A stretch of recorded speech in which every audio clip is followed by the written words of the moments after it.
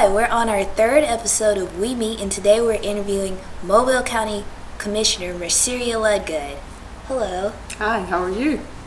Ms. Ludgood is the Mobile County Commissioner of District 1, and I reside in her district. And by the way, there are two other county commissioners. One is Connie Hudson, and the other is Jerry Carl. They had a meeting in the auditorium just today, so we're honored to have her here, and we're excited to speak with her, and we welcome her with all our warm hearts. And I wanted to tell you all that I have this name tag here because I am now, well, this is actually my last week, but I am an intern at Government Plaza. So you're going to be seeing a lot of this tag in these interviews for the next couple of episodes. So yeah, if you were just wondering what that was for, that's what it's for. So I have 4 questions here from Miss Ludgood, and we're really excited to be speaking with her today. Yeah. Thank you. So let's start with number 1. I've read your bio, and it is my understanding that you come from a humble background. I've learned from another interview with a politician like yourself that politicians are supposed to serve their constituents. Do you think that your upbringing prepared you in a way so that you would have compassion for people who live in your district? Well, the people I grew up I grew up in the district that I represent, and so I know the people there. I know some of the challenges they still have. I've always the whole while I've been living in Mobile, I've been in County Commission District 1. So it's what I know, and it's the people I know.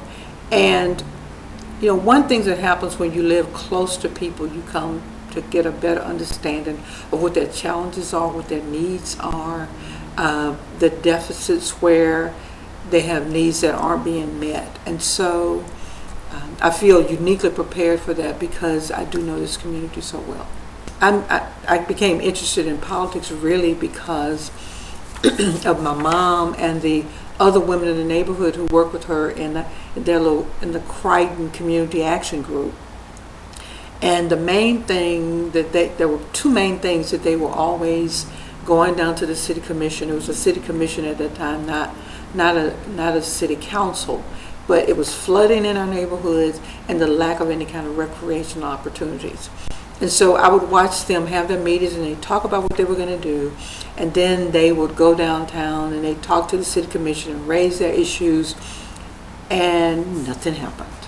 But they never gave up. They never stopped doing it. And so what that said to me is that when you want something done in your community, you don't need to look to anybody else to get it done. You need to get in there and do it yourself. I agree. Thank you for your courage. I know that you graduated from law school. Do you see any parallels between the practice of law and the practice of politics? Like maybe some rules that you learned in law school could also apply to political? Well, I don't know really any rules, but I know that I as a lawyer, I saw myself as a problem solver. I was always seeking to find a solution to whatever the issue was that my client had. And so I see the same thing in politics. Typically, on any given day, I may get a problem that someone who I represent, someone who I serve is having. And so I've got to work with them to try to figure out how we solve it, what the resolution is, if there is one within either my control or that person's control. And so that whole aspect of problem solving is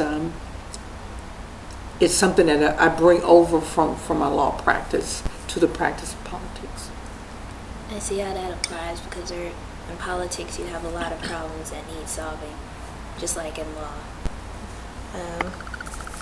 And another question sort of in that same realm, but this time I wanted to ask you, what are the parallels that you see between the education realm and, because you were once a teacher, and politics?